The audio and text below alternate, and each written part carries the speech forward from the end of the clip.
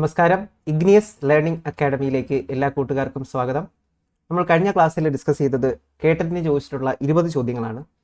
അപ്പോൾ ഈ സീരീസിൽ 20 ചോദ്യങ്ങളും അവയുടെ പ്രധാനപ്പെട്ട ഉത്തരങ്ങളും അനുബന്ധ വിവരങ്ങളുമാണ് നമ്മൾ ഡിസ്കസ് ചെയ്യുന്നത്. കേട്ടറ്റിനും സെറ്റിനും സീടെറ്റിനും നിങ്ങളുടെ MCQവിൻ്റെ final exam, B.Ed MCQ final എക്സാമിനും നമ്മുടെ ക്ലാസ്സുകൾ ലഭ്യമാണ്. അപ്പോൾ കോൺടാക്ട് ചെയ്യുക. ക്ലാസ്സുകൾ ഇഷ്ടമായെങ്കിൽ ലൈക്ക് ചെയ്യുക, ഷെയർ ചെയ്യുക, സബ്സ്ക്രൈബ് ചെയ്യുക, നിങ്ങളുടെ കൂട്ടുകാർക്ക് അയച്ചു കൊടുക്കുക. അപ്പോൾ കഴിഞ്ഞ ക്ലാസ് എല്ലാവർക്കും ഇഷ്ടപ്പെട്ടിട്ടുണ്ട് എന്ന് വിശ്വസിക്കുന്നു. അപ്പോൾ നമുക്ക് ഇന്നത്തെ 20 ചോദ്യങ്ങളിലോട്ട് പോവാം. അപ്പോൾ അതിലെ ഒന്നാമത്തെ ചോദ്യം ഇങ്ങനെയാണ്: a major difficulty we encounter in problem solving is the cognitive limitation imposed by.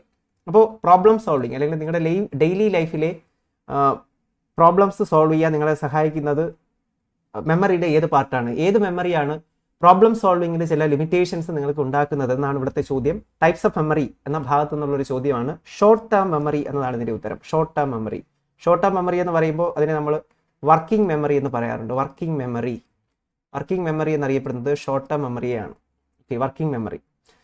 അപ്പോൾ ഷോർട്ട് ടേം മെമ്മറി എന്ന് പറയുമ്പോൾ എന്താണ്? Memory in 20 to 30 seconds without retrieval or conscious exercise. നിങ്ങൾ 20 മുതൽ 30 സെക്കൻഡ് വരെ മാത്രം ഓർത്തിരിക്കുന്ന, എക്സർസൈസ് ഇല്ലാതെ അല്ലെങ്കിൽ വീണ്ടും ശ്രമിക്കാതെ നിങ്ങൾ 20 മുതൽ 30 വരെ സെക്കൻഡ് മാത്രം ഓർത്തിരിക്കുന്ന കാര്യങ്ങളെയാണ് ഷോർട്ട് ടേം മെമ്മറി എന്ന് പറയുന്നത്. ലോങ് ടേം എന്ന് പറയുമ്പോൾ 20 സെക്കൻഡിൽ കൂടുതൽ നേരം നിങ്ങൾ ഓർത്തിരുന്നു കഴിഞ്ഞാൽ അതിനെയാണ് ലോങ് ടേം മെമ്മറി എന്ന് പറയുന്നത്. അപ്പോൾ പ്രോബ്ലം സോൾവിങ്ങിന് അല്ലെങ്കിൽ ഡെയിലി ലൈഫിൽ പ്രശ്നങ്ങൾ ഉണ്ടാകാൻ സാധ്യതയുള്ളത് ഷോർട്ട് ടേം മെമ്മറി എറേഴ്സ് ആണ്. ഇപ്പോൾ ഷോർട്ട് ടേം മെമ്മറിക്ക് ഉദാഹരണമാണ് നിങ്ങളിപ്പോൾ OTP ഓർത്തിരിക്കുക, ഒൺ ടൈം പാസ്വേഡ് നിങ്ങൾ ഓർത്തിരിക്കുന്നത് ഷോർട്ട് ടേം മെമ്മറിക്ക് ഉദാഹരണം ആണ്. സെൻസറി മെമ്മറി എന്ന് പറയുന്നത് സെൻസറി എക്സ്പീരിയൻസിലൂടെ കിട്ടുന്നതാണ് സെൻസറി മെമ്മറി എന്ന് പറയുന്നത്. മറ്റൊരു പരീക്ഷയ്ക്ക് ചോദിച്ചിട്ടുണ്ട് ഐക്കോണിക് മെമ്മറി. ഐക്കോണിക് മെമ്മറി എന്താണ്? ഐക്കോണിക് മെമ്മറി എന്ന് പറഞ്ഞാൽ ഇമേജ് ബേസ്ഡ് ആയിട്ടുള്ള മെമ്മറിയാണ്. Image based memory. ഓക്കെ, ഓർത്ത് വെച്ചേക്കാം. ഐക്കോണിക് മെമ്മറി ഇമേജ് ബേസ്ഡ് മെമ്മറിയാണ്. നമ്മൾ പഠിച്ചിട്ടുണ്ട് ഐക്കോണിക് സ്റ്റേജ്, ബ്രൂണറിന്റെ ഐക്കോണിക് സ്റ്റേജിൽ ഇമേജ് ബേസ്ഡ് ആയിട്ടാണ് കുട്ടി പഠിക്കുന്നത് അല്ലേ? അപ്പോൾ ഇമേജ് ബേസ്ഡ് മെമ്മറിയാണ് ഐക്കോണിക് മെമ്മറി. മറ്റൊരു മെമ്മറി പരീക്ഷയ്ക്ക് ചോദിച്ചിട്ടുണ്ട് സെമാൻറ്റിക് മെമ്മറി. സെമാൻറ്റിക് മെമ്മറി എന്ന് പറയുമ്പോൾ എന്താണ്? ജനറൽ നോളജ് അല്ലെങ്കിൽ ഇൻഫർമേഷൻസ് ഒക്കെ ഓർത്തിരിക്കാൻ സഹായിക്കുന്നതാണ് സെമാൻറ്റിക് മെമ്മറി. അപ്പോൾ ടൈപ്സ് ഓഫ് മെമ്മറി എന്ന ഭാഗം കൃത്യമായിട്ട് ഓർത്തിരിക്കുക. മെമ്മറി ഫോർഗെറ്റിംഗ്, ആ ഭാഗത്ത് നിന്ന് ഉറപ്പായിട്ടും ചോദ്യങ്ങൾ ഉണ്ടാകും. അപ്പോൾ ഇവിടെ ചോദിച്ചിരിക്കുന്ന ചോദ്യം എന്താണ്? പ്രോബ്ലം സോൾവിങ്ങിനെ നിങ്ങളെ അഫക്റ്റ് ചെയ്യുന്നത് മെമ്മറിയിലെ ഏത് പാർട്ടായിരിക്കും? ഏത് പാർട്ടിലെ ഡെഫിഷ്യൻസിയാണ് പ്രോബ്ലം സോൾവിങ്ങിനെ ബാധിക്കുന്നത് എന്ന് ചോദിച്ചാൽ ഷോർട്ട് ടേം മെമ്മറിയാണ്. ഷോർട്ട് ടേം മെമ്മറി അല്ലെങ്കിൽ വർക്കിംഗ് മെമ്മറിയിലെ പ്രശ്നങ്ങളായിരിക്കും നിങ്ങളുടെ പ്രോബ്ലം സോൾവിങ് എബിലിറ്റിയെ ബാധിക്കുന്നത്. സെൻസറി മെമ്മറി വളരെ ലിമിറ്റഡ് ആയിട്ടുള്ള പീരീഡിൽ മാത്രം ഉള്ളതാണ്. 30 സെക്കൻഡിൽ കൂടുതൽ ഒരു കാര്യം തങ്ങി നിന്ന് കഴിഞ്ഞാൽ നിങ്ങളുടെ മെമ്മറിയിൽ ഓർത്തെടുക്കാൻ പറ്റിയാൽ അതിനെയാണ് ലോങ് ടേം മെമ്മറി എന്ന് പറയുന്നത്. നിങ്ങളുടെ പേര് ലോങ് ടേം മെമ്മറിയാണ്, നിങ്ങൾ പഠിച്ച സ്കൂള്, വിഷയം, ഇതൊക്കെ ലോങ് ടേം മെമ്മറിയാണ്, ഒരിക്കലും മറക്കാത്ത കാര്യങ്ങൾ. ഐക്കോണിക് മെമ്മറി എന്ന് പറയുമ്പോൾ ചിത്രരൂപത്തിലുള്ള മെമ്മറിയാണ് ഐക്കോണിക് മെമ്മറി എന്ന് പറയുന്നത്. സെമാൻറ്റിക് മെമ്മറി എന്ന് പറയുമ്പോൾ പൊതുവിജ്ഞാനം. ഓക്കെ, സെമാൻറ്റിക് മെമ്മറിക്ക് ഉദാഹരണം ആണ്. അടുത്തൊരു ചോദ്യം: which psychologist explained the ideas of emotional intelligence to the common people and put forward the importance. അപ്പോൾ ഇമോഷണൽ ഇന്റലിജൻസ് എന്ന കൺസെപ്റ്റ് പോപ്പുലറൈസ് ചെയ്തത് ആരാണ് എന്നതാണ് ഇവിടുത്തെ ചോദ്യം. അപ്പോൾ നമുക്ക് 4 ഓപ്ഷൻസ് ഉണ്ട്: Abraham Maslow, Howard Gardner, Daniel Goleman, Sternberg.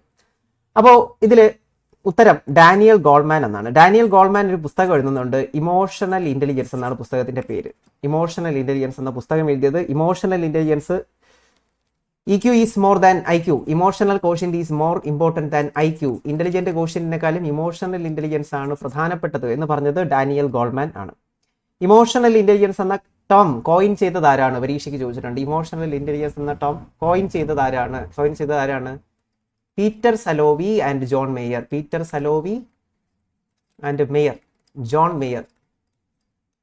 Peter സലോവിയും ജോൺ മേയറും കൂടെ ചേർന്നിട്ടാണ് ഇമോഷണൽ ഇന്റലിജൻസ് എന്ന ടേം കോയിൻ ചെയ്തത്, അല്ലെങ്കിൽ ആദ്യമായിട്ട് പഠനങ്ങൾ നടത്തിയത്. പോപ്പുലറൈസ് ചെയ്തതാണ് Daniel Goleman popularized the concept of emotional intelligence. മറ്റുള്ള വ്യക്തികളുടെ തിയറീസ് നിങ്ങൾക്ക് അറിയാമായിരിക്കും. നീഡ് ഹയറാർക്കി തിയറി കൊണ്ടുവന്ന വ്യക്തിയാണ് Abraham Harold Maslow. Need hierarchy theory of motivation എന്ന ഭാഗത്ത് സെൽഫ് ആക്ച്വലൈസേഷൻ എന്നും പറയും. Self actualisation theory or need hierarchy theory of motivation. MI theory, multiple intelligence theory കൊണ്ടുവന്ന വ്യക്തിയാണ് ഹൊവാർഡ് ഗാർഡനർ.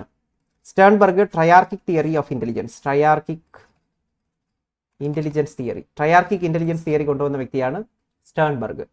അപ്പോൾ ഇമോഷണൽ ഇൻ്റലിജൻസ് മറ്റുള്ളവരെ നന്നായി മനസ്സിലാക്കുക, സ്വന്തം വികാരങ്ങൾ നന്നായി മനസ്സിലാക്കുക, അതിനനുസരിച്ച് ഒരു മെച്ചോർഡ് ആയിട്ടുള്ള പെരുമാറ്റം കാഴ്ചവെക്കുക എന്നതിനെയാണ് ഇമോഷണൽ ഇൻ്റലിജൻസ് എന്ന് പറയുന്നത്. ഇ ക്യു എന്ന് പറഞ്ഞാൽ ഇമോഷണൽ കോഷ്യന്റ്.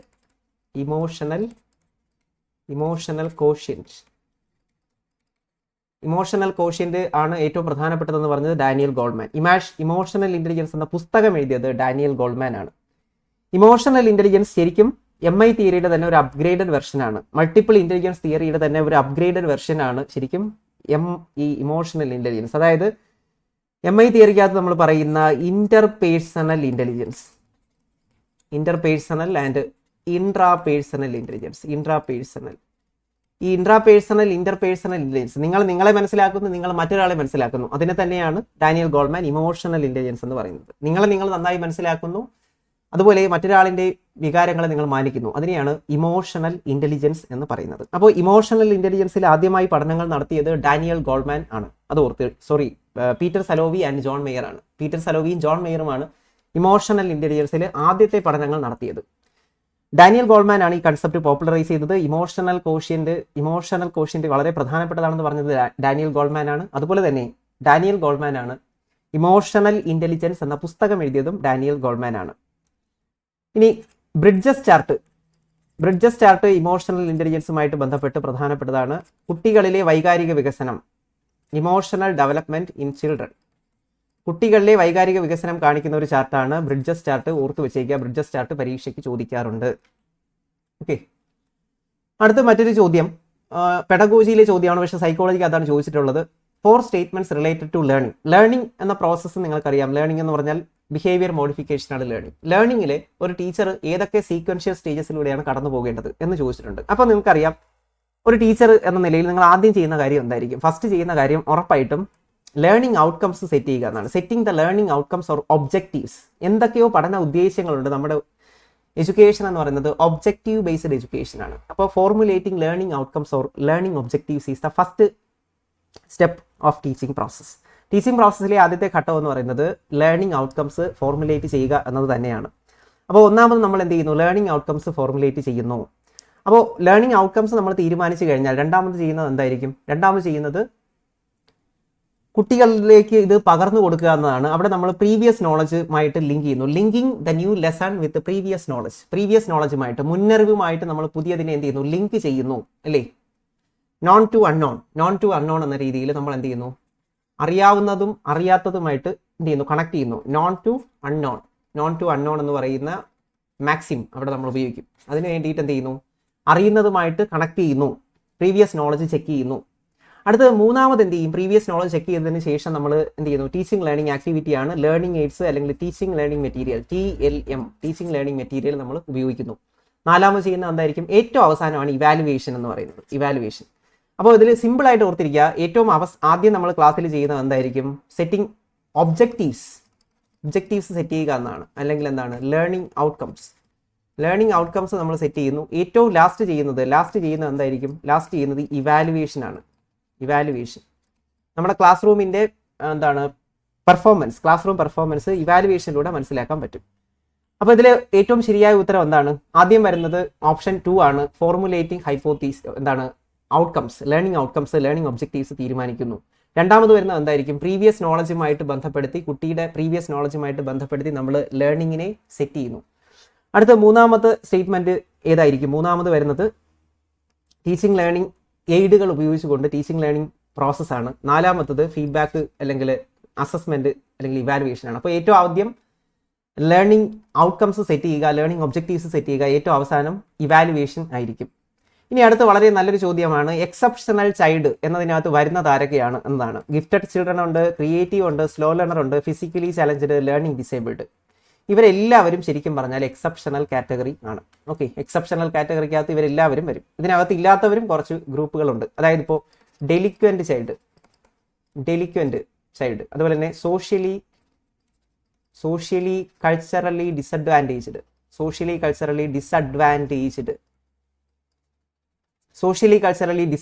ആയിട്ടുള്ള കുട്ടികളുണ്ട്, ഡെലിക്വന്റ് ചൈൽഡ് ഉണ്ട്, ഗിഫ്റ്റഡ് കുട്ടികളുണ്ട്, ക്രിയേറ്റീവ് ചൈൽഡ് ഉണ്ട്, സ്ലോ ലേണർ ഉണ്ട്, ഫിസിക്കലി ചലഞ്ചഡ് ഉണ്ട്, ലേണിംഗ് ഡിസേബിൾഡ് ആയിട്ടുള്ള കുട്ടികളുണ്ട്, പലതരത്തിലുള്ള ഡിസബിലിറ്റി അനുഭവിക്കുന്നവരൊക്കെ ഉണ്ട്. അപ്പോൾ ഇവർക്ക് ഓരോരുത്തർക്കും നൽകുന്ന വിദ്യാഭ്യാസ രീതികൾ എന്താണെന്ന് കൂട്ടുകാർ ഓർത്തു വെച്ചേക്കണം. ഇത് പരീക്ഷകൾക്ക് സ്ഥിരമായി ചോദിക്കാറുണ്ട്. സോഷ്യലി കൾച്ചറലി ഡിസഡ്വാൻറ്റേജ്ഡ് ആയിട്ടുള്ളവർക്ക് നമ്മൾ കൊടുക്കുന്ന എഡ്യൂക്കേഷൻ ആണ് കോമ്പൻസേറ്ററി എഡ്യൂക്കേഷൻ. പ്രീവിയസ് ആണ്, പഠിച്ചു വെച്ചേക്കണം. കോമ്പൻസേറ്ററി എഡ്യൂക്കേഷൻ, അനുപൂരക വിദ്യാഭ്യാസം എന്ന് മലയാളത്തിൽ പറയും. ഡെലിക്വന്റ് എന്ന് പറഞ്ഞാൽ കുറ്റക്കാരായിട്ടുള്ള കുട്ടികൾ, അവർക്ക് നമ്മൾ എന്ത് കൊടുക്കും? സബ്ലിമേഷൻ. സബ്ലിമേഷൻ എന്ന ഡിഫൻസ് മെക്കാനിസം നമ്മൾ ഒരു റെമഡി ആയിട്ട് കൊടുക്കും. Okay, sublimation.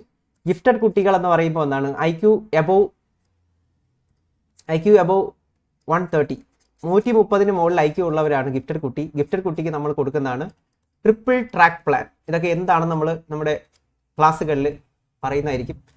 അപ്പോൾ എക്സെപ്ഷണൽ കാറ്റഗറി നമ്മൾ ഡിസ്കസ് ചെയ്യുമ്പോൾ അവിടെ നമുക്ക് ഡീറ്റെയിൽ ആയിട്ട് ഇത് പഠിക്കാം. ട്രിപ്പിൾ ട്രാക്ക് പ്ലാൻ ആരുമായി ബന്ധപ്പെട്ടിരിക്കുന്നു? ഗിഫ്റ്റഡ് കുട്ടികളുമായിട്ട് ബന്ധപ്പെട്ടത് ആണ്. അപ്പോൾ എല്ലാത്തിലും അച്ചീവ്മെന്റിൽ ഹൈ ലെവലിൽ നിൽക്കുന്നവരാണ് ഗിഫ്റ്റഡ് കുട്ടി എന്ന് പറയുന്നത്. ഇനി ഒറിജിനാലിറ്റി ഓഫ് തിങ്കിങ്. ഒറിജിനാലിറ്റി നമ്മൾ കഴിഞ്ഞ ദിവസത്തെ ക്ലാസ്സിൽ കണ്ടതാണ് അല്ലേ? ഒറിജിനാലിറ്റി, ഫ്ലെക്സിബിലിറ്റി, അതുപോലെ തന്നെ ഡൈവർജന്റ് തിങ്കിങ്. ഇതൊക്കെ എന്തിന്റെ പ്രത്യേകതയാണ്? ക്രിയേറ്റീവ് ആയിട്ടുള്ള കുട്ടിയുടെ പ്രത്യേകതയാണ്. സ്ലോ ലേണർ എന്ന് പറയുമ്പോൾ എന്താണ്? Slow pace of learning. പഠന വേഗത വളരെ കുറഞ്ഞ കുട്ടികളെയാണ് നമ്മൾ സ്ലോ ലേണർ എന്ന് പറയുന്നത്, അല്ലെങ്കിൽ ബാക്ക്വേർഡ് ചൈൽഡ് എന്ന് പറയും. Backward child. ഓക്കെ, പഠന വേഗത വളരെ കുറവായിട്ടുള്ളവരെയാണ് ബാക്ക്വേർഡ് ചിൽഡ്രൻ എന്ന് പറയുന്നത്. ഇനി ലേണിംഗ് ഡിസബിലിറ്റി ഉള്ള പല കുട്ടികളും ഉണ്ട്. അതിനകത്ത് തന്നെ നമ്മൾ കഴിഞ്ഞ ദിവസം പഠിച്ച ഒരു പുതിയ ടേമാണ് ഡിസ്നോമിയ. ഡിസ്നോമിയ എന്ന് പറഞ്ഞാൽ എന്താണ്? നെയിംസ് ഓർത്തിരിക്കില്ല. നെയിംസ് അല്ലെങ്കിൽ ടേംസ്, വാക്കുകളൊക്കെ മറന്നു പോകുന്ന ലേണിംഗ് ഡിസബിലിറ്റി. ഇത് ഒരുപോലെയുള്ള ഒരുപാട് ഡിസബിലിറ്റീസ് ഉണ്ട്. അപ്പോൾ ഇതൊക്കെ കൂട്ടുകാർ കൃത്യമായി ഓർത്തിരിക്കുക. എക്സെപ്ഷണൽ സൈഡ് എന്ന് പറഞ്ഞാൽ നോർമലിനേക്കാളും വളരെ ഉയരത്തിലുള്ളതോ നോർമലിനേക്കാളും വളരെ താഴെയുള്ളതോ ആയിട്ടുള്ള കുട്ടികളെയാണെന്ന് പറയുന്നത് എക്സെപ്ഷണൽ കാറ്റഗറി എന്ന് പറയുന്നത്. നോർമൽ കുട്ടികളെക്കാളും വളരെ ഉയർന്ന അച്ചീവ്മെന്റ് നേടുന്ന ഗിഫ്റ്റഡ് കുട്ടികൾ, അല്ലെങ്കിൽ മെന്റലി റിട്ടാർഡഡ് ആയിട്ടുള്ള, അല്ലെങ്കിൽ വളരെ താഴ്ന്ന കുട്ടികൾ, അതൊക്കെ എന്തിനകത്ത് വരും? ഈ പറയുന്ന എക്സെപ്ഷണൽ എന്ന് പറയുന്ന കാറ്റഗറിക്കകത്ത് വരും. അപ്പോൾ അതിനകത്ത് വരുന്നതാണ് സോഷ്യലി കൾച്ചറലി ഡിസഡ്വാൻറ്റേജ്ഡ്. അപ്പോൾ അവർക്ക് നമ്മൾ കോമ്പൻസേറ്ററി എഡ്യൂക്കേഷൻ കൊടുക്കും. ഡെലിക്വന്റ്, കൗമാര കുറ്റക്കാർ, അവർക്ക് നമ്മൾ സബ്ലിമേഷൻ ആണ് കൊടുക്കുന്നത്. ഗിഫ്റ്റഡ് കുട്ടികൾക്ക് ട്രിപ്പിൾ ട്രാക്ക് പ്ലാൻ കൊടുക്കുന്നു. ക്രിയേറ്റീവ് ചിൽഡ്രന് നമ്മൾ ഒറിജിനാലിറ്റിയാണ് ക്രിയേറ്റീവ് ചിൽഡ്രന്റെ ഏറ്റവും പ്രധാനപ്പെട്ട പ്രത്യേകത, ഒറിജിനൽ ചിന്ത. സ്ലോ ലേണർ എന്ന് പറയുമ്പോൾ ബാക്ക്വേർഡ് സൈഡ് എന്ന് പറയും. അപ്പോൾ ക്ലാസ്സിൽ എന്തായിരിക്കും? കൂട്ടുകാരുടെ അത്രയും വേഗത്തിൽ പഠിക്കാൻ കഴിയാത്തവരാണ് സ്ലോ ലേണർ. ഓക്കെ, അപ്പോൾ എക്സെപ്ഷണൽ കാറ്റഗറി കൃത്യമായി മനസ്സിലാക്കുക. അതിനകത്തുനിന്ന് സ്ഥിരമായി ചോദ്യങ്ങൾ ചോദിക്കുന്നുണ്ട്. അടുത്ത് പ്രോഗ്രസീവ് എഡ്യൂക്കേഷൻ എന്ന് പറഞ്ഞാൽ, പ്രോഗ്രസീവ് എന്നതുകൊണ്ട് ഉദ്ദേശിക്കുന്നത് മോഡേൺ ആയിട്ടുള്ള പെഡഗോജിക്കൽ അപ്രോച്ച് ചെയ്താണ് എന്നാണ്. മോഡേൺ, പ്രോഗ്രസീവ് എന്ന് പറയുമ്പോൾ മോഡേൺ അല്ലെങ്കിൽ ഫോർവേഡ് ആയിട്ടുള്ള, കുറച്ചുകൂടി അപ്ഡേറ്റഡ് ആയിട്ടുള്ള എഡ്യൂക്കേഷനെ കുറിച്ചുള്ള ശരിയായ പ്രസ്താവന ഇതാണ്. Providing text book centred learning. Text book centred learning എന്ന് പറയുന്നത് തെറ്റാണ്, നിങ്ങൾക്കറിയാം. പുസ്തക കേന്ദ്രീകൃതം എന്ന് പറയുമ്പോൾ ബിഹേവിയറിസം ആണ്, അത് തെറ്റാണ്. ഓക്കെ, അടുത്ത രണ്ടാമത് due emphasis for scoring higher grades. പരീക്ഷയ്ക്ക് കൂടുതൽ മാർക്ക് കിട്ടുക. പരീക്ഷയ്ക്ക് കൂടുതൽ മാർക്ക് കിട്ടാൻ വേണ്ടിയിട്ടല്ല നമ്മൾ പഠിക്കുന്നത് അല്ലേ? അപ്പോൾ അത് തെറ്റാണ്. ഇനി teachers maintain strict discipline. Punishment എന്ന് പറയുന്നത് നമ്മുടെ പ്രോഗ്രസീവ് എഡ്യൂക്കേഷൻ അനുസരിച്ചിട്ട് തെറ്റാണ്. പനിഷ്മെന്റ് എന്ന് പറയുന്നത് തെറ്റാണ്. ബിഹേവിയറിസത്തിന് മാത്രമാണ് ഇതൊക്കെ പറയുന്നത്, തെറ്റാണ്. ഇന്നത്തെ എഡ്യൂക്കേഷൻ അനുസരിച്ചിട്ട് പനിഷ്മെന്റ് അല്ലെങ്കിൽ സ്ട്രിക്റ്റ് ഡിസിപ്ലിൻ അതൊക്കെ എന്താണ്? നെഗ്ലക്ട് ചെയ്യുക, കുട്ടികളെ നെഗ്ലക്ട് ചെയ്യുക, പനിഷ്മെന്റ് കൊടുക്കുക, ഡിസിപ്ലിൻ ഒരുപാട് കൂടുതൽ പ്രാധാന്യം നൽകുക, വളരെ എന്താണ് റെസ്ട്രിക്റ്റഡ് ആയിട്ടുള്ള സിറ്റുവേഷൻ ഒക്കെ കൊടുക്കുക എന്നൊക്കെ പറയുന്നത് തെറ്റാണ്. അപ്പോൾ എന്തായിരിക്കും ഇതിന്റെ ഉത്തരം? പ്രോഗ്രസീവ് എഡ്യൂക്കേഷൻ എന്ന് പറയുമ്പോൾ emphasis for learning by doing and integrated curriculum. Learning by doing and integrated കരിക്കുലമാണ് പ്രോഗ്രസീവ് എഡ്യൂക്കേഷൻ. പ്രോഗ്രസീവ് എഡ്യൂക്കേഷൻ മൂവ്മെന്റുമായിട്ട് ബന്ധപ്പെട്ട ഏറ്റവും പ്രധാനപ്പെട്ട രണ്ട് വ്യക്തികളാണ് ജോൺ ഡൂയി, അതുപോലെ തന്നെ WH കിൽപാട്രിക്. ഓർത്തു വെച്ചേക്കുക. WH Kilpatrick, John Dewey. WH Kilpatrick ആണ് പ്രോജക്റ്റ് മെത്തേഡ് കൊണ്ടുവന്നത്. ഇവരൊക്കെ പ്രോഗ്രസീവ് എഡ്യൂക്കേഷണലിസ്റ്റുകളാണ്. Project method introduced by WH Kilpatrick. John Dewey democracy and education എന്ന് പറയുന്ന ഒരു പുസ്തകമൊക്കെ എഴുതിയിട്ടുണ്ട് ജോൺ ഡൂയി. ഓക്കെ, അപ്പോൾ പ്രോഗ്രസീവ് എഡ്യൂക്കേഷൻ എന്ന് പറഞ്ഞാൽ ജസ്റ്റ് മനസ്സിലാക്കുക, ട്രഡീഷണൽ ആയിട്ടുള്ള ബുക്കിഷ് ആയിട്ടുള്ള അല്ലെങ്കിൽ ബിഹേവിയറിസ്റ്റിക് ആയിട്ടുള്ള ക്ലാസ് മുറിക്ക് എതിരായിട്ട് വരുന്നതാണ് learning by doing. Active construction of നോളജിന് പ്രാധാന്യം നൽകുന്ന ആക്ടിവിറ്റി ഓറിയന്റഡ് ആയിട്ടുള്ള ഒരു മെത്തേഡാണ് പ്രോഗ്രസീവ് എഡ്യൂക്കേഷൻ മുന്നോട്ട് വയ്ക്കുന്നത്. അടുത്തൊരു ചോദ്യം നോക്കൂ. Not a characteristics in the stage of Piaget's concrete operational stage. ഇത് വളരെ നല്ലൊരു ചോദ്യമാണ്. Concrete operational stage. അപ്പോൾ പിയാഷെയുടെ സ്റ്റേജസ് കൃത്യമായിട്ട് പഠിക്കണം. പിയാഷെയുടെ തിയറിയുടെ പേരാണ് കോഗ്നിറ്റീവ് ഡെവലപ്മെന്റ് തിയറി, അല്ലെങ്കിൽ stage theory of cognitive development, stage theory എന്ന് വിളിക്കും. അല്ലെങ്കിൽ ശരിക്കും ആ തിയറിയുടെ പേര് ജനറ്റിക് എപ്പിസ്റ്റമോളജി എന്നാണ്. Genetic epistemology. ഓക്കെ, അപ്പോൾ ഇതിനകത്ത് നമ്മളെ ഒരു കോഡുണ്ട് SPCF. SPCF. എസ് എന്ന് പറയുമ്പോൾ സെൻസറി മോട്ടോർ സ്റ്റേജ്, പി എന്ന് പറയുമ്പോൾ പ്രീ ഓപ്പറേഷണൽ, സി എന്ന് പറയുമ്പോൾ കോൺക്രീറ്റ് ഓപ്പറേഷണൽ, എഫ് എന്ന് പറയുമ്പോൾ ഫോർമൽ ഓപ്പറേഷണൽ. അപ്പോൾ SPCF 1, 2ാമത്തെ സ്റ്റേജ്, 3ാമത്തെ സ്റ്റേജ്, 4ാമത്തെ സ്റ്റേജ്. ഇത് കൃത്യമായി ഓർത്തു വെച്ചേക്കുക. ഇത് തന്നെ സീക്വൻഷ്യലി ചോദിക്കാറുണ്ട്. Sensory motor, pre operational, concrete operational and formal operational, ഇങ്ങനെ 4 സ്റ്റേജസ് ആണുള്ളത്. ഇതിൽ കോൺക്രീറ്റ്, അതായത് 3ാമത്തെ സ്റ്റേജിനെ കുറിച്ചാണ് ചോദ്യം ചോദിച്ചിരിക്കുന്നത്. അതിൽ വരാത്തത് ഏത്? നോട്ട് വന്നാൽ അണ്ടർലൈൻ ചെയ്യണം. കോൺക്രീറ്റ് ഓപ്പറേഷനിൽ വരാത്തത് ഏതാണ്? റിവേഴ്സബിലിറ്റി തിങ്കിങ്, തിരിച്ച് ചിന്തിക്കാനുള്ള ശേഷി. 2 2 4 പഠിപ്പിച്ച കുട്ടിക്ക് 4ൽ നിന്ന് 2 കുറച്ച് കഴിഞ്ഞാൽ 2 മനസ്സിലാവും. ഇതിനെയാണ് റിവേഴ്സബിലിറ്റി, തിരിച്ച് ചിന്തിക്കാനുള്ള പ്രത്യാവർത്തന ചിന്ത എന്നൊക്കെ പറയും. ഓക്കെ, അപ്പോൾ അതെന്തായാലും എന്തുണ്ട് ഇവിടെ കോൺക്രീറ്റിലുണ്ട്. കൺസർവേഷൻ എന്ന് പറഞ്ഞാൽ എത്ര പാത്രത്തിൽ വെച്ച് കഴിഞ്ഞാലും അതിൻ്റെ ഒരേ അളവിലുള്ള സംഭവങ്ങളാണെങ്കിൽ പാത്രം മാറിക്കഴിഞ്ഞാലും അളവിൽ മാറ്റം വരില്ല. അളവുകൾ മനസ്സിലാക്കുക. കൺസർവേഷൻ, അളവുകൾ മനസ്സിലാക്കുന്നതും കോൺക്രീറ്റിലാണ്. ലോജിക്കൽ സോൾവിങ്, ലോജിക്കൽ തിങ്കിങ് എന്ന് പറയുന്നത് ശരിക്കും കോൺക്രീറ്റ് ആണ്. പക്ഷേ അബ്സ്ട്രാക്ട് തിങ്കിങ് ഏതിലാണ് എന്ന് നമുക്കൊരു സംശയമുണ്ട്. അപ്പോൾ നമ്മളത് തൊടുന്നില്ല. അടുത്ത എബിലിറ്റി ഫോർ ഡീസെൻട്രേഷൻ എന്ന് പറഞ്ഞാൽ എന്താണ്? ഡീസെൻട്രേഷൻ എന്ന് പറഞ്ഞാൽ ഒന്നിലധികം കാര്യങ്ങൾ ചിന്തിക്കുക എന്നാണ്. ഒന്നിലധികം കാര്യങ്ങൾ ശ്രദ്ധിക്കാൻ പറ്റുക, ഒന്നിലധികം കാര്യങ്ങളിൽ ശ്രദ്ധിക്കുക. അപ്പോൾ അതിനെയാണ് ഡീസെൻട്രേഷൻ എന്ന് പറയുന്നത്. ഡീസെൻട്രേഷനും എന്തിന്റെ പ്രത്യേകത തന്നെയാണ്? കോൺക്രീറ്റ് ഓപ്പറേഷന്റെ പ്രത്യേകതയാണ്. അപ്പോൾ ഓരോ സ്റ്റേജസും കൃത്യമായി പഠിച്ചിരിക്കേണ്ടതുണ്ട്. ഓരോന്നിന്റെയും പ്രത്യേകതകൾ പഠിച്ചിരിക്കണം. അപ്പോൾ ഇതിൽ ഏതാണ് ശരിയായ ഉത്തരം? വരാത്തത് ഏതെന്നാണ് ചോദ്യം. അപ്പോൾ എ വരുന്നുണ്ട്, ബി വരുന്നുണ്ട്, ഡി വരുന്നുണ്ട്. അപ്പോൾ വരാത്ത ഏതാണ്? ഓപ്ഷൻ സി ആണ്, logical solving and abstract thinking. ഇതിനകത്ത് എന്തുകൊണ്ട് വന്നില്ല എന്ന് കുറച്ച് കൂട്ടുകാർക്ക് സംശയം ഉണ്ടാകും. ലോജിക്കൽ തോട്ട് മാത്രമാണെങ്കിൽ, ഇത് മാത്രമാണെങ്കിൽ എന്ത് ചെയ്യും? ഇത് കോൺക്രീറ്റിനകത്ത് വരും. പക്ഷേ ഇവിടെ അബ്സ്ട്രാക്ട് എന്ന് കൊടുത്തിട്ടുണ്ട്. അല്ലെങ്കിൽ എന്താണ്? അമൂർത്ത ചിന്തനം എന്തിന്റെ പ്രത്യേകതയാണ്? അമൂർത്ത ചിന്തനം, അബ്സ്ട്രാക്ട് തിങ്കിങ്. അല്ലെങ്കിൽ എന്താണ്? അമൂർത്ത ചിന്തനം ഫോർമൽ ഓപ്പറേഷണൽ സ്റ്റേജിന്റെ പ്രത്യേകതയാണ്. ഓക്കെ, 4th സ്റ്റേജിന്റെ പ്രത്യേകതയാണ്, ഫോർമൽ ഓപ്പറേഷണൽ സ്റ്റേജിന്റെ പ്രത്യേകതയാണ്. അപ്പോൾ ഫോർമൽ ഓപ്പറേഷണൽ സ്റ്റേജ് എന്ന് പറയുമ്പോൾ ഫോർമൽ ഓപ്പറേഷണൽ സ്റ്റേജ് എന്ന് പറയുമ്പോൾ 11 വയസ്സിന് ശേഷമുള്ളവരെയാണ് ഫോർമൽ ഓപ്പറേഷനിൽ നമ്മൾ ഉൾപ്പെടുത്തിയിരിക്കുന്നത്. എന്തൊക്കെയായിരിക്കും പ്രത്യേകത? ഹൈപ്പോതെറ്റിക്കോ ഡിഡക്റ്റീവ് റീസണിങ്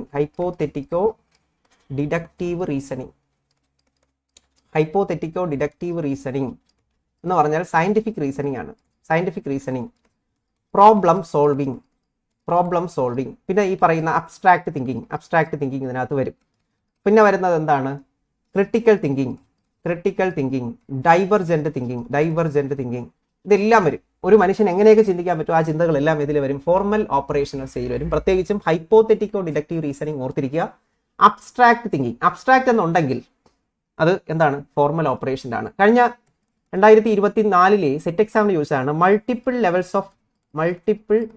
ഓഫ്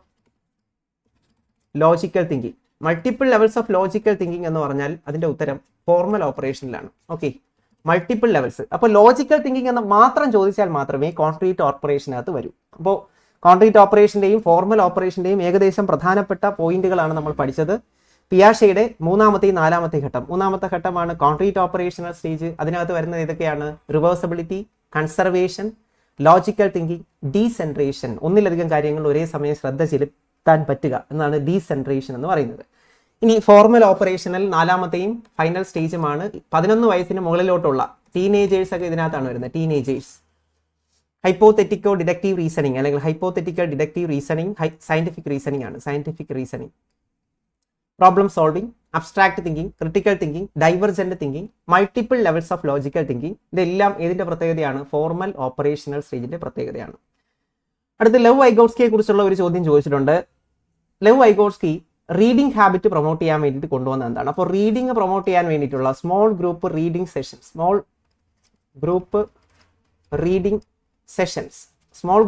സെഷൻസ് ഏതാണ് എന്നാണ് ചോദ്യം. സ്മോൾ ഗ്രൂപ്പ് റീഡിംഗ് സെഷൻസിനെയാണ് റെസിപ്രോക്കൽ ടീച്ചിങ് എന്ന് പറയുന്നത്. റെസിപ്രോക്കൽ ടീച്ചിങ് അല്ലെങ്കിൽ പ്രതിക്രിയാധ്യാപനം.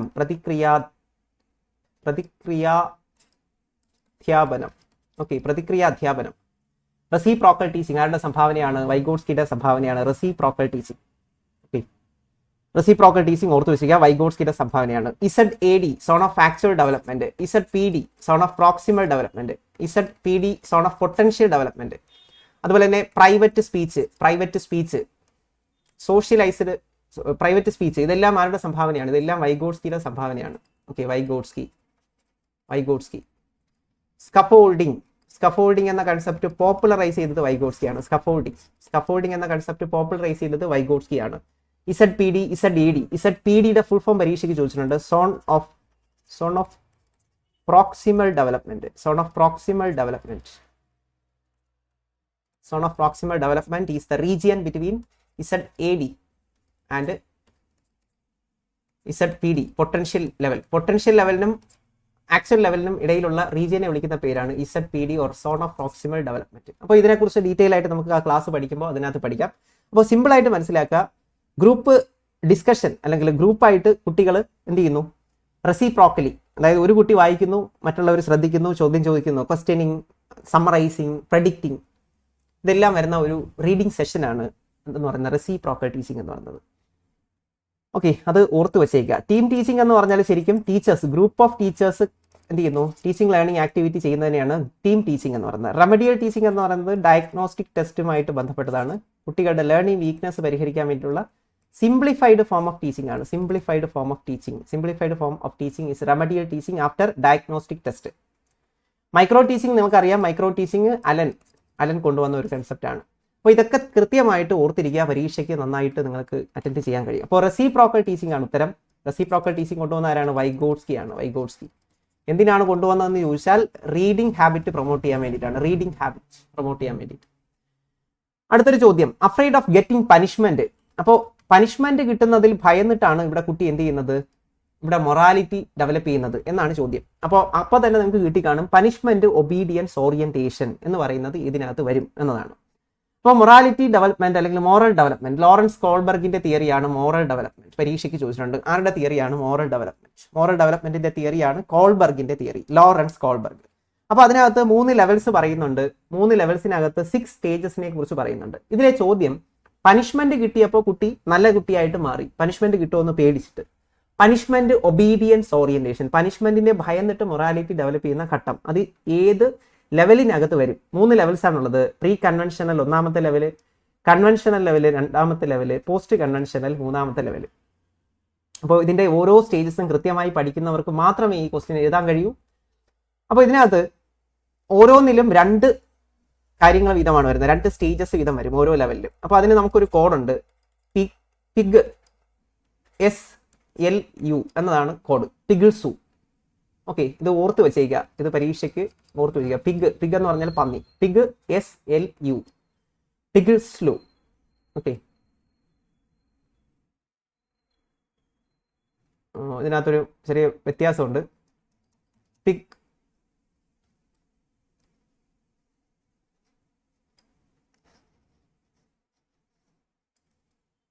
ഓക്കെ, നമ്മുടെ കോഡ് പിഗ് SLU എന്നാണ്.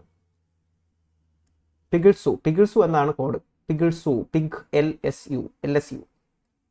അപ്പോൾ ആദ്യത്തെ PI ഏതിനകത്ത് വരും? ആദ്യത്തെ സ്റ്റേജിലാണ് 2 വരുന്നത്. പിഗിൾസു ഓർത്ത് വെച്ചിരിക്കുക, പിഗിൾസു.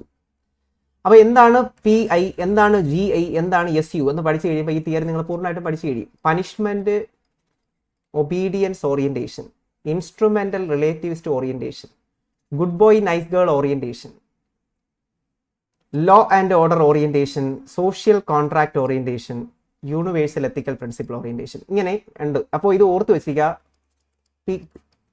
പിഗിൾസു, പിഗ് LSU. P എന്ന് പറയുമ്പോൾ പനിഷ്മെന്റ് ഒബീഡിയൻസ് ഓറിയന്റേഷൻ, I എന്ന് പറയുമ്പോൾ ഇൻസ്ട്രുമെന്റൽ റിലേറ്റിവിസ്റ്റ് ഓറിയന്റേഷൻ, G എന്ന് പറയുമ്പോൾ good boy nice girl orientation, L എന്ന് പറഞ്ഞാൽ എന്താണ്? Law and order orientation, S എന്ന് പറഞ്ഞാൽ സോഷ്യൽ കോൺട്രാക്ട് ഓറിയന്റേഷൻ, U എന്ന് പറഞ്ഞാൽ യൂണിവേഴ്സൽ എത്തിക്കൽ പ്രിൻസിപ്പിൾ ഓറിയന്റേഷൻ. അപ്പോൾ ഇത് ഇത്രയും ഓർത്തിരിക്കുക, ഇതിനകത്തുനിന്ന് ക്വസ്റ്റ്യൻസ് ഉണ്ടാകും. അപ്പോൾ ഇതിനകത്ത് പനിഷ്മെന്റിനെ ഭയന്ന് കുട്ടി എന്ത് ചെയ്യുന്നു, നല്ല രീതിയിൽ കാര്യങ്ങൾ ചെയ്യുന്നു എന്ന് പറയുമ്പോൾ നമുക്ക് മനസ്സിലായി അത് പനിഷ്മെന്റ് ഒബീഡിയൻസ് ഓറിയന്റേഷൻ. അത് ഏതിനകത്ത് വരും? പനിഷ്മെന്റ് 1ാമത്തെ സ്റ്റെപ്പാണ്, 1ാമത്തെ സ്റ്റേജ്. പനിഷ്മെന്റ് ഒബീഡിയൻസ് ഓറിയന്റേഷനെ കുറിച്ചാണ് ഇവിടുത്തെ ചോദ്യം ചോദിച്ചിരിക്കുന്നത്. ഒബീഡിയൻസ് ഓറിയന്റേഷൻ അത് 1ാമത്തെ സ്റ്റേജാണ്. 1ാമത്തെ സ്റ്റേജും 2ാമത്തെ സ്റ്റേജും വരുന്നത് ഇതിൽ തന്നെയാണ്, പ്രീ കൺവെൻഷണൽ മൊറാലിറ്റി ലെവലിലാണ്. 2ാമത്തെ സ്റ്റേജ് എന്ന് പറയുന്നത് ഇൻസ്ട്രുമെന്റൽ റിലേറ്റിവിസ്റ്റ് ആണ്. ഓക്കെ, അപ്പോൾ ഇനി മോറൽ ഡെവലപ്മെന്റുമായിട്ട് ബന്ധപ്പെട്ട് 3 തിയറീസ് ആണ് നമുക്ക് പഠിക്കാനുള്ളത്. 3 എണ്ണം പഠിക്കാനുണ്ട്. അതിൽ 1ാമത്തെ തിയറി കോൾബർഗിന്റെ തിയറി, ലോറൻസ് കോൾബർഗിന്റെ തിയറി. രണ്ടാമത്തെ തിയറി പിയാഷെയുടെ തിയറിയാണ്. പിയാഷെ ഒരു മോറൽ ഡെവലപ്മെന്റ് തിയറി കൊണ്ടുവന്നിട്ടുണ്ട്. മൂന്നാമത്തെ തിയറി കരോൾ ഗിലിഗൺ. അപ്പൊ ഈ 3 പേരുകൾ കൂട്ടുകാർ ഓർത്ത് വെച്ചേക്കുക. മോറൽ ഡെവലപ്മെന്റ് തിയറി കൊണ്ടുവന്ന 3 വ്യക്തികളുണ്ട്: കോൾബർഗ്, പിയാഷെ, കരോൾ ഗിലിഗൺ. നിങ്ങളുടെ MCQ പരീക്ഷയ്ക്ക് ചോദിച്ചതാണ് ഈ ക്വസ്റ്റ്യൻ. മോറൽ ഡെവലപ്മെന്റ് തിയറി കൊണ്ടുവന്നതാരാണ്, കൊണ്ടുവരാത്തതാരാണെന്ന് ചോദിക്കും. അപ്പോൾ കോൾബർഗ്, പിയാഷെ, കരോൾ ഗിലിഗൺ എന്നിവരെല്ലാം മോറൽ ഡെവലപ്മെന്റുമായിട്ട് ബന്ധപ്പെട്ടവരാണെന്ന് ഓർത്ത് വെച്ചേക്കുക. ഓക്കെ. അടുത്ത മറ്റൊരു ചോദ്യം, the 6 broken lines in the figure appears in to be a house എന്ന് പറഞ്ഞാൽ എന്താണ്? ഇത് 4 വരകളാണ്, 4 വരകൾ. ഇത് 2 വരകളാണ്. ഓക്കെ. മൊത്തത്തിൽ ഇതിനകത്ത് 6 ലൈൻസ് ആണുള്ളത്. 6 ലൈൻസ്. ഈ 6 ലൈൻസിനെ നിങ്ങൾ എന്തായിട്ട് പെർസീവ് ചെയ്യുന്നു? നിങ്ങൾ ഇതിനെ ഒരു ഹൗസ് ആയിട്ട് പെർസീവ് ചെയ്യുന്നു അല്ലേ? അതാണ് ഇവിടുത്തെ ചോദ്യം. നിങ്ങൾ ഇതിനൊരു ഹൗസ് ആയിട്ട് പെർസീവ് ചെയ്യുന്നു. ഇതിനുള്ള കാരണം എന്താണ്? ഇതിനുള്ള ജസ്റ്റാർട്ട് പ്രിൻസിപ്പിൾ അല്ലെങ്കിൽ പെർസെപ്ഷൻ ലോ ഏതാണ് എന്നതാണ് ചോദ്യം. Perception law. അപ്പോൾ നമുക്ക് സിമ്പിൾ ആയിട്ട് പറയാം, ഇതിനകത്ത് എല്ലാം എന്തുണ്ട്? ഇവിടെ എല്ലാം ഫില്ലിംഗ് ദ ഗ്യാപ്സ് ആണ്, അല്ലെങ്കിൽ ഗ്യാപ്പ് ഫില്ല് ചെയ്യേണ്ടതുണ്ട് അല്ലേ? ഗ്യാപ്പ് ഫില്ല് ചെയ്തിട്ട് നിങ്ങൾ ഇതിനൊരു ഹൗസ് ആയിട്ട് മനസ്സിലാക്കിയാണ് ചെയ്തത്. ഇതിനൊരു ഹൗസ് ആയിട്ട് നിങ്ങൾ മനസ്സിലാക്കി. അപ്പോൾ ഇങ്ങനെ ഹൗസ് ആയിട്ട് മനസ്സിലാക്കുന്നതിനെ അല്ലെങ്കിൽ പൂരിപ്പിക്കലുകൾ നടത്തുന്നതിനെ വിളിക്കുന്ന പേരാണ് law of closure. Law of closure എന്നാണ് ഇതിനെ വിളിക്കുന്നത്. ഓക്കെ. ഇപ്പോൾ ഇതെന്താണ് എന്ന് ചോദിച്ചാൽ നിങ്ങൾ പറയും ഇതൊരു എ എന്ന് പറയുന്ന ആൽഫബറ്റ് ആണെന്ന് പറയും. പക്ഷേ ഇത് എ അല്ല, ഇത് 3 വരകൾ മാത്രമാണ്. അപ്പോൾ ക്ലോഷർ എന്ന് പറയുമ്പോൾ എന്താണ്? ക്ലോഷർ എന്ന് പറയുമ്പോൾ പൂരിപ്പിക്കലുകൾ നടത്തുന്നതിനെയാണ് ക്ലോഷർ എന്ന് പറയുന്നത്. അപ്പോൾ ജസ്റ്റാൾട്ട് ലോസ് ഓഫ് ലേണിംഗ് അല്ലെങ്കിൽ പെർസെപ്ഷൻ ലോസ് എന്ന് പറയുന്ന ഏരിയയിൽ നിന്നുള്ള ചോദ്യമാണിത്. Perception laws of learning. അപ്പോൾ ജസ്റ്റാൾട്ട് സമഗ്രതാവാദം നിങ്ങൾക്കറിയാം, അത് ജർമ്മൻ വാക്കാണ് ജസ്റ്റാൾട്ട് എന്ന് പറയുന്നത്. ജർമ്മൻ വാക്ക്. കൺഫിഗുറേഷൻ അല്ലെങ്കിൽ ഓർഗനൈസ്ഡ് ഹോൾ എന്നൊക്കെയാണ് അതിന്റെ അർത്ഥം. അപ്പോൾ പെർസെപ്ഷൻ ലോസ് ജസ്റ്റാൾട്ടിന്റെ ഏറ്റവും പ്രധാനപ്പെട്ട ഐഡിയോളജിയാണ്. അതിനകത്ത് വരുന്നതാണ് സിമിലാരിറ്റി, പ്രോക്സിമിറ്റി, കണ്ടിന്യൂറ്റി എന്നൊക്കെ പറയുന്ന പ്രിൻസിപ്പിൾസ്. അപ്പോൾ അതിൽ ജസ്റ്റാൾട്ട് ലോസ് കൊണ്ടുവന്നത് ആരാണെന്ന് ചോദിക്കാം. മാക്സ് വെർത്തൈമർ ആണ്. ഈ പേര് ഓർത്ത് വെച്ചിരിക്കുക. Max Wertheimer introduced perception laws. ഇനി figure ground is not a perception law അല്ല, തെറ്റിപ്പോരുത്. ഫിഗർ ഗ്രൗണ്ട് പെർസെപ്ഷൻ ലോ അല്ല എന്ന് കൂടി കൂട്ടുകാർ ഓർത്ത് വെക്കണം. Similarity principle, proximity principle, closure principle, continuity law, ഇതെല്ലാം എന്ത് തന്നെയാണ്? പെർസെപ്ഷൻ ലോസ് ആണ്. അപ്പോൾ പെർസെപ്ഷൻ ലോസിനെ കുറിച്ച് പറഞ്ഞത് ജസ്റ്റാൾട്ട് സൈക്കോളജിയാണ്. അതുകൊണ്ട് തന്നെ അതിനെ ജസ്റ്റാൾട്ട് ലോസ് എന്നും പറയും. അതുപോലെ തന്നെ ആരാണ് ഇൻട്രൊഡ്യൂസ് ചെയ്തത്? മാക്സ് വെർത്തൈമർ ആണ്. Max Wertheimer introduced perception laws. അടുത്തൊരു ചോദ്യം, Rizwan, a 5th standard student, show outstanding performance in drawing and designing. Rizwan 5ാം ക്ലാസ്സിലെ കുട്ടിയാണ്. അവൻ ഡ്രോയിങ്ങിലും ഡിസൈനിങ്ങിലും, ചിത്രരചനയിലും ഡിസൈൻ ചെയ്യുന്നതിലൊക്കെ വലിയ താല്പര്യം കാണിക്കുന്നു, വലിയ പ്രകടനം കാണിക്കുന്നു. അങ്ങനെയാണെങ്കിൽ മൾട്ടിപ്പിൾ ഇന്റലിജൻസ്, ഗാർഡനർ എന്ന് പറയുമ്പോൾ നമുക്കറിയാം MI തിയറിയാണ്, മൾട്ടിപ്പിൾ ഇന്റലിജൻസ് തിയറിയാണ്. മൾട്ടിപ്പിൾ ഇന്റലിജൻസ് തിയറി അനുസരിച്ചിട്ട് റിസ്വാന്റെ ബുദ്ധി എന്ത് തരം ബുദ്ധിയാണ് എന്നാണ് ചോദ്യം. അപ്പോൾ ചിത്രം വരയ്ക്കുന്നു, ചിത്രം കാണുന്നു, കണ്ടുപഠിക്കുന്നു എന്നൊക്കെ പറയുമ്പോൾ തന്നെ നമുക്ക് മനസ്സിലാവും എന്താണ്? വിഷ്വൽ സ്പേഷ്യൽ ഇന്റലിജൻസുമായിട്ട് ബന്ധപ്പെട്ട ചോദ്യമാണിത്. Visual spatial intelligence. അപ്പോൾ MI തിയറി അല്ലെങ്കിൽ മൾട്ടിപ്പിൾ ഇന്റലിജൻസ് തിയറി, ഇൻഡിവിജ്വൽ ഡിഫറൻസിന് ഏറ്റവും കൂടുതൽ ഇമ്പോർട്ടൻസ് കൊടുക്കുന്ന തിയറി ഏതാണെന്ന് പരീക്ഷയ്ക്ക് ചോദിച്ചിട്ടുണ്ട്. അത് MI തിയറിയാണ്. അത് കൊണ്ടുവന്നത് ആരാണ്? ഹൊവാർഡ് ഗാർഡനർ ആണ്. ഹൊവാർഡ് ഗാർഡനറുടെ 2 പുസ്തകങ്ങളുണ്ട്. ഏതൊക്കെയാണ്? ഫ്രെയിംസ് ഓഫ് മൈൻഡ്, പരീക്ഷയ്ക്ക് ചോദിച്ചതാണ്, പഠിച്ചു വെച്ചേക്കണം. Frames of mind. അതുപോലെ തന്നെ intelligence reframed for the 21st century. അപ്പോൾ ഫ്രെയിംസ് ഓഫ് മൈൻഡ് എന്ന പുസ്തകം, ഇന്റലിജൻസ് റീഫ്രെയിംഡ് എന്ന പുസ്തകം എഴുതിയത് ആരാണ്? ഹൊവാർഡ് ഗാർഡനർ ആണ്. ഓർത്ത് വെച്ചേക്കുക.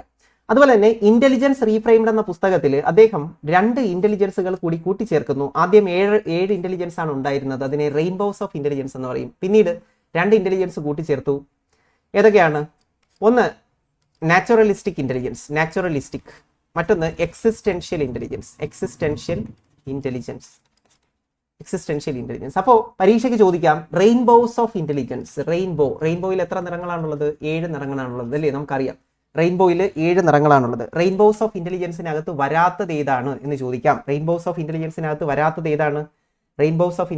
വരാത്തത് നാച്ചുറലിസ്റ്റിക് ഇന്റലിജൻസും എക്സിസ്റ്റൻഷ്യൽ ഇന്റലിജൻസും ആണെന്ന് കൂട്ടുകാർ ഓർത്തു വെച്ചിരിക്കുക. അതുപോലെ തന്നെ MI തിയറി കൊണ്ടുവന്നത് ആരാണ്? Multiple intelligence theory.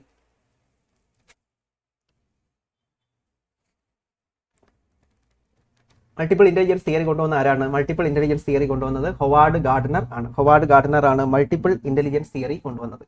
അപ്പോൾ അതിനകത്ത് അദ്ദേഹം ആദ്യം 7 ഇന്റലിജൻസുകൾ അവതരിപ്പിക്കുന്നു. റെയിൻബോസ് ഓഫ് ഇന്റലിജൻസ് എന്ന് പറയും. അതിനുശേഷം 2 ഇന്റലിജൻസുകൾ കൂടി കൂട്ടിച്ചേർത്തു. Naturalistic intelligence and existential intelligence. ഓർത്തു വെച്ചേക്കുക, പരീക്ഷയ്ക്ക് ചോദിക്കും. Okay, naturalistic intelligence, existential intelligence. അപ്പോൾ മൊത്തത്തിൽ 9 എണ്ണമാണ് ഉണ്ടായിരുന്നത്. ഏറ്റവും അവസാനം കൂട്ടിച്ചേർത്താണ് 2 എണ്ണം. ഇന്റലിജൻസ് റീഫ്രെയിംഡ് എന്ന പുസ്തകം, ഫ്രെയിംസ് ഓഫ് മൈൻഡ് എന്ന പുസ്തകമൊക്കെ ഓർത്തു വച്ചേക്കുക. അടുത്ത ചോദ്യത്തിലോട്ട് പോകാം. അടുത്ത ചോദ്യം എന്താണ്? Which is the most appropriate technique is used for assessing the social relationship. Social energy ഒക്കെ മനസ്സിലാക്കാൻ ഉപയോഗിക്കുന്നത് എന്താണ്? സിമ്പിൾ ചോദ്യമാണ്. സോഷ്യോമെട്രി, സാമൂഹിക ബന്ധം മനസ്സിലാക്കാൻ വേണ്ടിയിട്ടുള്ളതാണ് എന്തെന്ന് പറയുന്നത് സോഷ്യോമെട്രി. അപ്പോൾ സോഷ്യോമെട്രി എന്ന് പറയുന്നത് ഒരു ടെക്നിക്കാണ്. Technique for understanding social relation or social energy മനസ്സിലാക്കുന്നതിന് അല്ലെങ്കിൽ സോഷ്യൽ റിലേഷൻ മനസ്സിലാക്കുന്നതിന് വേണ്ടിയിട്ടുള്ളതാണ് സോഷ്യോമെട്രി ടെക്നിക്ക്. സോഷ്യോമെട്രി ടെക്നിക്കിൽ നിന്ന് നിങ്ങൾക്ക് കിട്ടുന്ന ഡേറ്റ, ഈ ഡേറ്റയെ നിങ്ങൾ ടാബുലാർ ഫോമിലോട്ട്, ഒരു പട്ടിക രൂപത്തിലോട്ട് ആക്കി കഴിഞ്ഞാൽ അതിനെ വിളിക്കുന്ന പേരാണ് സോഷ്യോമെട്രിക്സ്. പരീക്ഷയ്ക്ക് ചോദിച്ചിട്ടുണ്ട്. സോഷ്യോമെട്രിക്സ് എന്ന് പറഞ്ഞാൽ എന്താണ്? Tabular representation of data derived from sociometric techniques. Sociometric ടെക്നിക്കിൽ നിന്ന് നിങ്ങൾക്ക് കിട്ടിയ ഡേറ്റയെ നിങ്ങൾ ഒരു പട്ടിക രൂപത്തിലാക്കിയാൽ അതിനെ സോഷ്യോമെട്രിക്സ് എന്ന് പറയും. ഇനി ഇതിനെ ഒരു ചിത്ര രൂപത്തിലാക്കി, ഇമേജ് രൂപത്തിലാക്കി കഴിഞ്ഞാൽ അതിനെ വിളിക്കുന്ന പേരാണ് എന്തെന്ന് വിളിക്കും? അതിനെ വിളിക്കുന്ന പേരാണ് സോഷ്യോഗ്രാം. ഓക്കെ, ഇനി സോഷ്യോമെട്രിയുമായിട്ട് ബന്ധപ്പെട്ട വ്യക്തി ആരാണ്? സോഷ്യോമെട്രി, അതുപോലെ തന്നെ psychodrama, role play, sociometry, psychodrama, role play, ഇതുമായിട്ട് ബന്ധപ്പെട്ട വ്യക്തിയാണ് J L Moreno, Helen Hall Jennings and Moreno. ഓർത്തു വെച്ചേക്കാം പേര്. ഓക്കെ, അപ്പോൾ സോഷ്യോമെട്രി, സൈക്കോഡ്രാമ, റോൾ പ്ലേ ഇതൊക്കെ കൊണ്ടുവന്ന ആരാണ്? ഇതൊക്കെ കൊണ്ടുവന്നത് Helen Hall Jennings and J L Moreno എന്നിവരാണ്. അത് ഓർത്തു വെച്ചിരിക്കുക.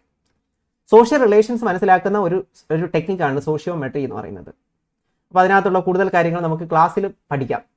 അപ്പോൾ സോഷ്യോമെട്രിക് ഡേറ്റയെ നിങ്ങൾ ഒരു ടാബുലാർ ഫോമിലോട്ട് മാറ്റിക്കഴിഞ്ഞാൽ അതിനെ സോഷ്യോമെട്രിക്സ് എന്ന് പറയും. അതിനെ ഒരു ഇമേജ് ആക്കി മാറ്റിക്കഴിഞ്ഞാൽ, അതായത് ചിത്ര രൂപത്തിലാക്കി കഴിഞ്ഞാൽ, ഇതാണ് ചിത്രം സോഷ്യോമെട്രി. ഇത് ഒരു ക്ലിക്കിന്റെ ചിത്രമാണ്, ക്ലിക്ക്. ഓക്കെ, ഇത് ഐസൊലേറ്റ്. ഇങ്ങനെയുള്ള ചിത്ര രൂപത്തിലാക്കി കഴിഞ്ഞാൽ ഈ ചിത്രങ്ങളെ വിളിക്കുന്ന പേരാണ് sociogram images. Graphical representation of data derived from sociometric data. Sociometric ഡേറ്റയിൽ നിന്ന് നിങ്ങൾക്ക് കിട്ടുന്ന കാര്യങ്ങൾ നിങ്ങൾ ഒരു ഇമേജ് ബേസ്ഡ് ആക്കി മാറ്റിക്കഴിഞ്ഞാൽ അതിനെ വിളിക്കുന്ന പേരാണ് സോഷ്യോഗ്രാം എന്ന് പറയും. സോഷ്യോഗ്രാം. ഇനി വീണ്ടും നമ്മൾ നേരത്തെ കഴിഞ്ഞ ദിവസം കണ്ടത് തന്നെയാണ് പ്രൈമറി സ്കൂൾ സ്റ്റുഡൻറ്റിന് ഉണ്ടാകുന്ന, അല്ലെങ്കിൽ സ്കൂൾ സ്റ്റുഡൻറ്റ് 6 മുതൽ 12 വയസ്സിലുള്ള കുട്ടിക്ക് ഉണ്ടാകുന്ന ക്രൈസിസ് എന്താണ്? സൈക്കോ സോഷ്യൽ ഡെവലപ്മെന്റ് തിയറിയിലെ ക്രൈസിസ് എന്താണ്? അപ്പോൾ നിങ്ങൾക്ക് കണ്ണുടച്ച് പറയാം, ഇൻഡസ്ട്രി വേഴ്സസ് ഇൻഫീരിയോറിറ്റി, അല്ലേ? ഇൻഡസ്ട്രി വേഴ്സസ് ഇൻഫീരിയോറിറ്റി എന്നതാണ് ഉത്തരം. അപ്പോൾ ഇതിനകത്തുനിന്ന് നമ്മൾ പറഞ്ഞാണ് ലൈഫ് സൈക്കിൾ കംപ്ലീറ്റഡ് എന്ന പുസ്തകം എഴുതിയതാരാണ്? ലൈഫ് സൈക്കിൾ കംപ്ലീറ്റഡ്, 8 സ്റ്റേജസിലൂടെ കടന്നു പോകുന്ന കാര്യമൊക്കെ പറയുന്ന പുസ്തകം എഴുതിയതാരാണ്? എറിക് എറിക്സൺ ആണ്. ഐഡന്റിറ്റി ക്രൈസിസ് എന്ന് പറയുന്ന ടേം പോപ്പുലറൈസ് ചെയ്തതാരാണ്? എറിക് എറിക്സൺ ആണ്. ഐഡന്റിറ്റി ക്രൈസിസിലൂടെ കടന്നു പോകുന്ന ആരാണ്? അഡോളസെൻസ് കുട്ടികളാണ്. ഇതെല്ലാം പ്രീവിയസ് ക്വസ്റ്റൻ ആണ്, പഠിച്ചു വെച്ചേക്കുക. ലൈഫ് സൈക്കിൾ കംപ്ലീറ്റഡ് എന്ന പുസ്തകം എഴുതിയത് എറിക് എറിക്സൺ ആണ്. സൈക്കോ സോഷ്യൽ ഡെവലപ്മെന്റ് തിയറി കൊണ്ടുവന്നത് എറിക് എറിക്സൺ ആണ്. 8 സ്റ്റേജസ് ആണ് അദ്ദേഹത്തിന്റെ തിയറിയിലുള്ളത്. അതിൽ അഡോളസെൻസ് കുട്ടികൾ കടന്നു പോകുന്നത് ഏത് സ്റ്റേജിലൂടെയാണ്? ഐഡന്റിറ്റി വേഴ്സസ് റോൾ കൺഫ്യൂഷൻ എന്ന് പറയുന്ന സ്റ്റേജിലൂടെ ആണ്. ഓർത്തു വെച്ചിരിക്കുക. ഇൻഡക്റ്റീവ് അപ്രോച്ചുമായിട്ട് ബന്ധപ്പെട്ട പ്രിൻസിപ്പിൾസ് ഓഫ് ഡെവലപ്മെന്റ് ഏതാണെന്ന് ചോദിച്ചാൽ അത് പ്രോക്സിമോ ഡിസ്റ്റൽ പ്രിൻസിപ്പിൾ ആണ്. പ്രോക്സിമോ distal is connected with inductive approach. Inductive എന്ന് പറയുമ്പോൾ പർട്ടിക്കുലർ ടു ജനറൽ എന്ന രീതിയിലാണ് ഇവിടെ ഡെവലപ്മെന്റ് നടക്കുന്നത്. പ്രോക്സിമോ ഡിസ്റ്റൽ ഡയറക്ഷൻ എന്ന് പറയുമ്പോൾ സെന്റർ ടു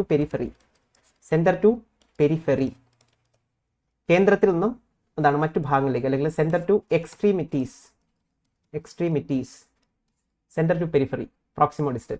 സെഫാലോകോഡൽ ഒരു ഡെവലപ്മെന്റൽ ഡയറക്ഷൻ ആണ്. സെഫാലോകോഡൽ എന്ന് പറയുമ്പോൾ ഹെഡ് ടു ഫൂട്ട് എന്ന രീതിയിലുള്ള ഡെവലപ്മെന്റൽ ഡയറക്ഷനെയാണ് സെഫാലോകോഡൽ എന്ന് പറയുന്നത്.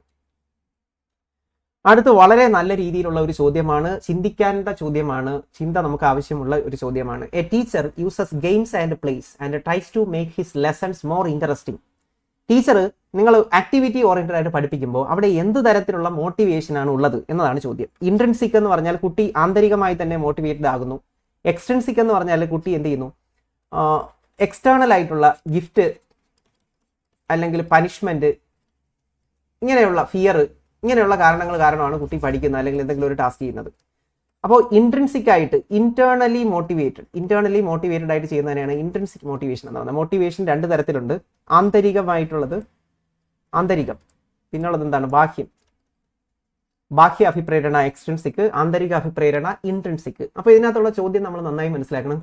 കുട്ടിക്ക് നിങ്ങൾ എന്ത് കൊടുക്കുന്നു, പ്ലേ കൊടുക്കുന്നു, ഗെയിം കൊടുക്കുന്നു, അങ്ങനെയൊക്കെ കൊടുത്തു കഴിഞ്ഞ് കുട്ടി പഠിക്കുന്നത് ഏത് രീതിയിലായിരിക്കും?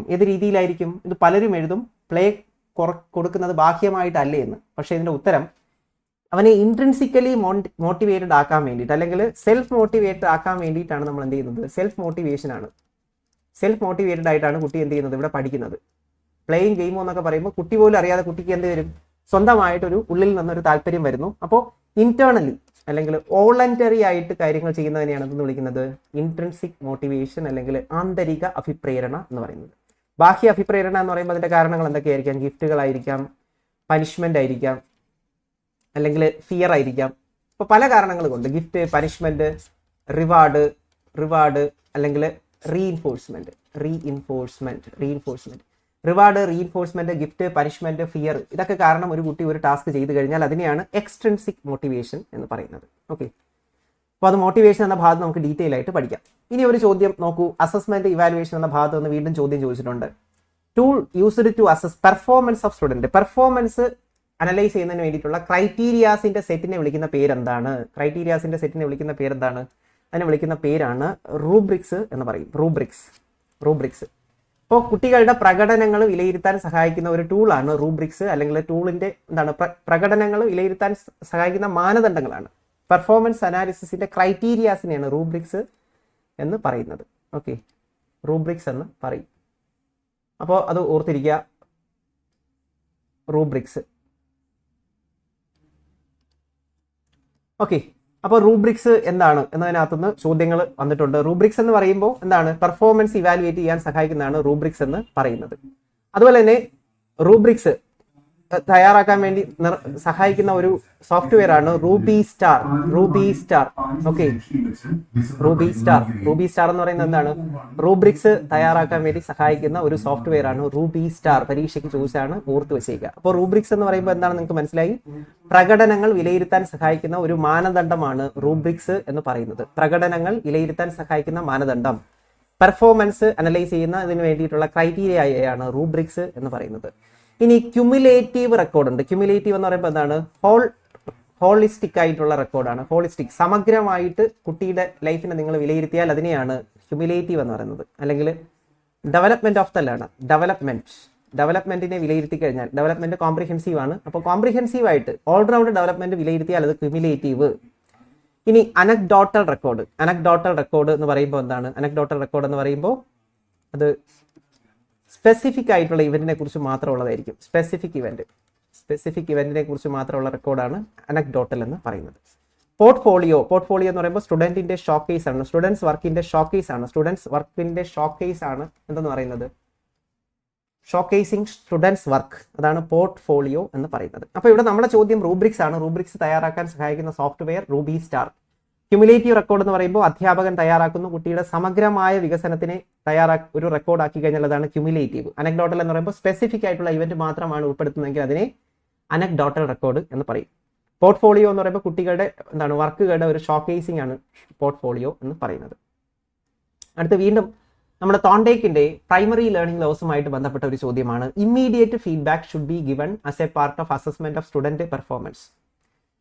ഇമ്മീഡിയറ്റ് ഫീഡ്ബാക്ക് നിങ്ങൾ കൊടുക്കുന്നു എന്ന് പറഞ്ഞാൽ എന്താണ്? കുട്ടി നല്ലൊരു കാര്യം ചെയ്ത് കഴിയുമ്പോൾ നിങ്ങൾ നല്ലൊരു ഫീഡ്ബാക്ക് കൊടുക്കുന്നു. അതായത് ഓരോ ആക്ടിവിറ്റിക്കും ഒരു എഫക്റ്റ് ഉണ്ട്. അപ്പോൾ ഇതിന്റെ ഉത്തരം ലോ ഓഫ് എഫക്റ്റ് എന്നാണ്. Law of effect.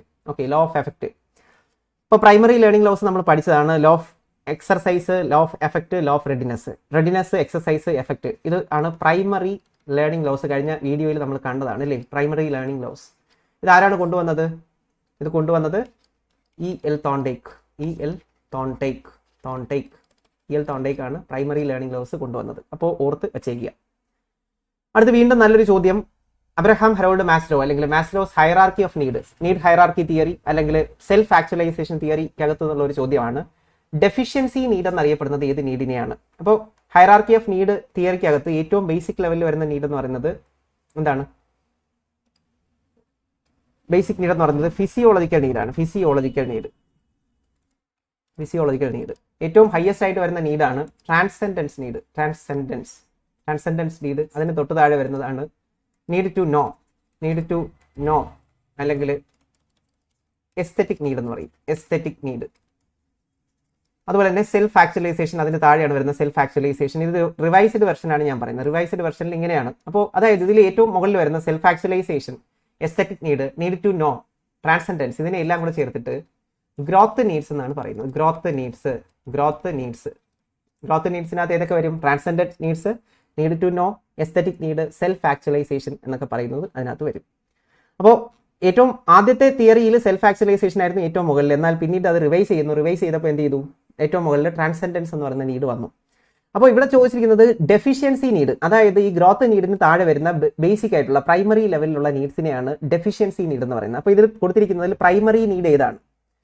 Safety need, cognitive need, self actualisation, aesthetic need. അപ്പോൾ നമുക്കറിയാം സെൽഫ് ആക്ച്വലൈസേഷനും എസ്തെറ്റിക് നീഡും കൊഗ്നിറ്റീവ് നീഡും ഒന്നും എന്തല്ല, ഒരിക്കലും അതൊരു പ്രൈമറി നീഡ് അല്ല. നീഡ് ടു നോ എന്ന് പറയുന്നത് എന്താണ്? നീഡ് ടു നോ കാര്യങ്ങൾ മനസ്സിലാക്കാൻ ശ്രമിക്കുന്നു എന്ന് പറയുമ്പോൾ അത് കൊഗ്നിറ്റീവ് നീഡാണ്, അത് പ്രൈമറി അല്ല. സേഫ്റ്റി നീഡ്, സുരക്ഷാ ആവശ്യങ്ങൾ, safety need, security need, physiological need, ഇതെല്ലാം എന്താണ്? ഇതെല്ലാം പ്രൈമറി നീഡ്സ് ആണ്. അതിനെയാണ് ഡെഫിഷ്യൻസി നീഡ്സ് എന്ന് പറയുന്നത്. അപ്പോൾ നീഡ് ഹൈറാർക്കി തിയറി കൊണ്ടുവന്നത് ആരാണ്? അത് അബ്രഹാം ഹെറോൾഡ് മാസ്ലോ ആണ്. മോട്ടിവേഷൻ എന്ന ഭാഗത്തെ ആദ്യത്തെ തിയറിയാണ്. 1943 ഈ തിയറി കൊണ്ടുവരുന്നത്.